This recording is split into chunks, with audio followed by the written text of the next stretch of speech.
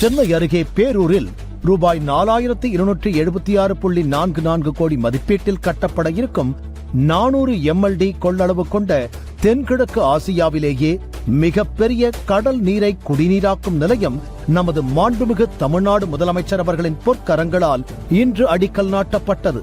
கடலுக்குள் 10 மீட்டர் ஆழத்தில் 1150 மீட்டர் நீளத்தில் உட்செலுத்தும் அமைப்பு ஏற்படுத்தப்படும். இதனைக் கொண்டு கடல் நீரை குடிநீராய் மாற்றும் செயல்முறை மற்றும் எதிர் சவ்வூடு பரவல் மேற்கொள்ளப்பட்டு சுத்தமான குடிநீராக மாற்றக்கூடிய பணி தொடங்கும். இந்த சுத்திகரிக்கப்பட்ட குடிநீர் போரூர் நீரேற்று நிலையத்திற்கு குடிநீர் குழாய்கள் மூலம் அனுப்பப்படும். இந்த நிலையத்தின் மூலம் பெருநகர சென்னை மாநகராட்சிக்குட்பட்ட பகுதிகள், தாம்பரம் மாநகராட்சிக்குட்பட்ட பகுதிகள் மற்றும் 20 ஊராட்சி பகுதிகளில் உள்ள 22.67 லட்சம் மக்கள் பயனடைவார்கள். நீர் வழங்குதல் மேலாண்மையிலும் மறுசுழற்சி மற்றும் மறு பயன்பாட்டு நீரினை வழங்குவதிலும் நாட்டிலேயே சென்னையை தன்னிறைவு கொண்ட நகரமாக உருவாக்கும் அனைத்து முயற்சிகளுக்கும் மாபெரும் உறுதுணையாயிருக்கும் நமது மாண்புமிகு தமிழ்நாடு முதலமைச்சர் அவர்களுக்கு நகராட்சி நிர்வாகம் மற்றும் குடிநீர் வழங்கல் துறை தனது மனமார்ந்த நன்றியை தெரிவித்துக் கொள்கிறது.